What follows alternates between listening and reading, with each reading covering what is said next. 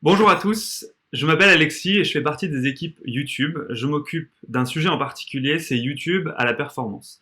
Aujourd'hui dans cette vidéo, je vais essayer de vous expliquer comment on peut utiliser YouTube pour générer des conversions, soit sur votre site internet, soit en magasin. Pour cela, trois thèmes vont être évoqués aujourd'hui. Le premier, c'est de comprendre quel est le rôle de la vidéo dans le parcours d'achat de vos consommateurs. Le deuxième, c'est mettre en avant nos produits qui sont tournés pour la performance avec quelques petits tips que je vais vous offrir pour arriver à avoir des campagnes très efficaces. Et le troisième point qui va être très important, c'est comment est-ce qu'on va pouvoir travailler des vidéos et des créas qui soient efficaces pour générer des conversions. Alors, si on reprend ce qu'on s'est dit, la première chose, c'est de comprendre quel est le rôle de la vidéo dans le parcours d'achat.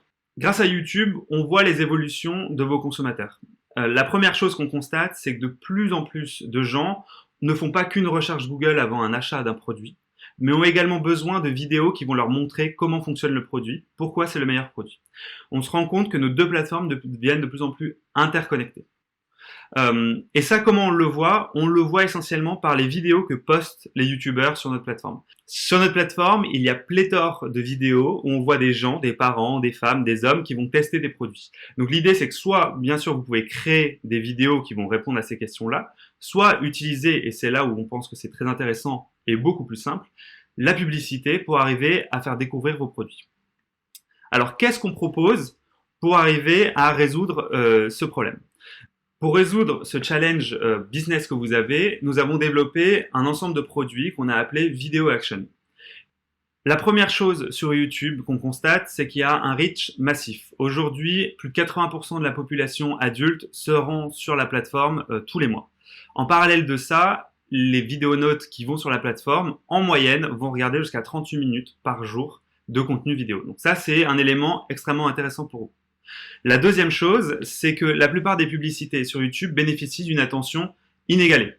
Pourquoi? Parce que 95% des publicités qui vont être affichées vont être effectivement visibles pour le vidéonaute. Et deuxièmement, c'est une plateforme où les gens écoutent les vidéos, donc il y a du son. Et 95% des vidéos ont le son. Et ça, c'est un élément fondamental si on veut arriver à convertir des gens pour aller sur votre site internet. Comment utiliser toute cette audience très engagée pour générer de la conversion? Il y a trois choses essentielles mises en place pour arriver à cet objectif. La première chose, c'est évidemment d'avoir des ciblages très pointus qui vont nous permettre de comprendre exactement ce que les internautes recherchent. La deuxième chose, évidemment, c'est d'avoir un format qui va générer des conversions, donc essentiellement avec un bouton sur lequel les gens vont pouvoir cliquer, et des modes d'enchère qui sont tournés vers la conversion. Et le troisième point, et vous êtes des retailers, donc je pense que vous avez à cœur de bien mesurer l'impact de vos opportunités marketing, c'est d'avoir une mesure qui soit extrêmement pointue. Alors, si on rentre dans le détail, première chose, les ciblages. Les ciblages, c'est un élément extrêmement important lorsque vous faites une campagne digitale.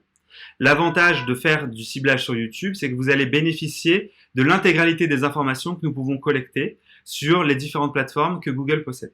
Donc évidemment, il y a le search que vous connaissez, Maps, YouTube, Chrome, mais aussi ce qu'on appelle le Play Store, là où on peut acheter des applications. Toutes ces informations-là que nous allons collecter, nous allons les utiliser pour créer des ciblages. Alors il en existe beaucoup, je ne vais peut-être pas tous les détailler aujourd'hui, mais en gros il y a des ciblages qui sont assez larges, donc évidemment ce sont les ciblages socio-démo, si je veux toucher une maman par exemple, jusqu'à des ciblages extrêmement fins. Ce qui vous nous intéressez aujourd'hui plus particulièrement, c'est deux ciblages. Le premier, c'est le ciblage qui est tourné vers l'achat. Donc on est capable aujourd'hui de comprendre si une personne est en train d'acheter par exemple un barbecue ou un voyage pour aller en Grèce ou des jouets ou des outils pour la rentrée. Ça, c'est les in-market, ce qu'on appelle in-market. Le deuxième ciblage qui est pour moi hyper intéressant dans ces solutions-là, c'est ce qu'on a appelé Custom Intent. Donc c'est du jargon, mais qu'est-ce que ça recouvre? C'est assez simple.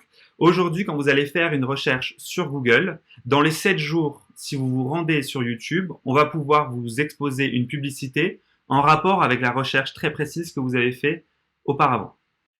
Le tip d'Alexis, première chose, quand vous faites vos ciblages, ne cumulez pas les ciblages. Exemple, ne choisissez pas les femmes et en même temps qui sont en train d'acheter du make-up. Vous allez réduire drastiquement votre reach et ça, c'est très nocif pour votre campagne. Le deuxième tip d'Alexis, si vous utilisez Custom Intent, il faut beaucoup de mots-clés. On considère qu'il faut à peu près 5000 mots-clés pour avoir un ciblage qui soit exploitable par la machine. Le deuxième point, une fois qu'on a traité les ciblages, c'est les formats. Alors le format star chez nous, c'est ce qu'on appelle TrueView for Action. L'idée de ce format-là, il est assez simple. C'est une vidéo qu'on va avoir avant le contenu qu'on a décidé de regarder, qu'on peut skipper si jamais ça ne nous intéresse pas, et qui va arborer un petit bouton juste en dessous. Le petit bouton, évidemment, étant un lien de redirection vers votre site internet, vers un store locator par exemple. À ça, nous associons deux modes d'enchère qui sont tournés vers la performance. Le premier mode d'enchère, et c'est celui que je vous conseille si vous êtes débutant sur ce type de format-là, c'est un type d'enchère qu'on a appelé Max Conversion. L'idée de ce mode d'enchère, c'est que vous allez déterminer un budget journalier que vous souhaitez dépenser, et ce format-là va essayer de générer le plus de conversions dans ce budget-là. Si vous êtes un peu plus avancé et que vous savez exactement le coût d'acquisition que vous pouvez cibler avec ce type de format-là, nous vous proposons un deuxième mode d'enchère. L'idée de ce mode d'enchère s'appelle le Target CPA. Donc, c'est un coût cible de coût d'acquisition. Le fonctionnement est assez simple. C'est que vous allez déterminer donc le CPA optimal que vous souhaiterez pour cette campagne-là. Et la machine va essayer de rentrer dans ces coûts-là. La conséquence, elle est très claire et elle est très simple. C'est que si vous utilisez du Target CPA, vous devez faire des campagnes qui sont longues. Donc, on parle de campagnes qui font 4 à 5 semaines minimum pour laisser le temps à la machine de s'optimiser. C'est vraiment pour les gens advanced. En parallèle de ça, il y a la mesure. Je ne vais pas en parler extrêmement longtemps de la mesure, mais l'idée c'est qu'aujourd'hui, via ce format-là, vous allez pouvoir mesurer plein de choses différentes. Évidemment, vous allez pouvoir mesurer l'impact de ce format sur vos conversions. Donc pour cela, en fait, on va avoir des KPI qui sont très simples, le taux de clic, le taux de conversion, le coût moyen d'acquisition via ce format-là. Mais également, on a développé des produits de mesure plus avancés qui vous permettent de voir l'impact de ce format-là également sur vos conversions en search. Et ce qu'on a constaté, c'est que de combiner les deux, c'est extrêmement efficace parce que vous allez générer un volume de conversion supérieur, un coût d'acquisition inférieur et un panier moyen d'achat supérieur. Donc vous êtes gagnant même sur le search en combinant les deux. Petit tips d'Alexis. Quand vous allez lancer votre campagne en max conversion, vous devez déterminer un budget journalier. Alors, quel budget journalier vous allez mettre? C'est assez simple. Il faut faire 20 fois le CPA que vous estimez avoir avec un produit vidéo. En parallèle de ces formats que je vous ai présentés, on ne cesse d'innover et de lancer des extensions qui vont être très utiles pour vous, retailers. Alors, quelles sont ces améliorations? Il y en a 3 que je trouve très importantes de vous présenter aujourd'hui. La première, c'est celle qu'on a appelée Sitelinks Extension. L'idée, c'est que sous votre vidéo, on va pouvoir mettre des liens directement de votre site internet. Pourquoi c'est important? Parce que plus on réduit le nombre d'étapes, le nombre de clics que le viewer a à faire pour convertir, plus on va augmenter ses chances de convertir. Donc par exemple, si je suis une enseigne de mode, sous la vidéo, je vais pouvoir mettre des liens vers les soldes, vers la collection hommes, vers la collection femmes ou les enfants. Ce n'est qu'un exemple, à vous d'imaginer la suite. Vous utilisez déjà ces formats-là quand il s'agit du search, c'est la même idée sur la vidéo. La seconde innovation que je trouve très intéressante, c'est une innovation qui concerne la mesure.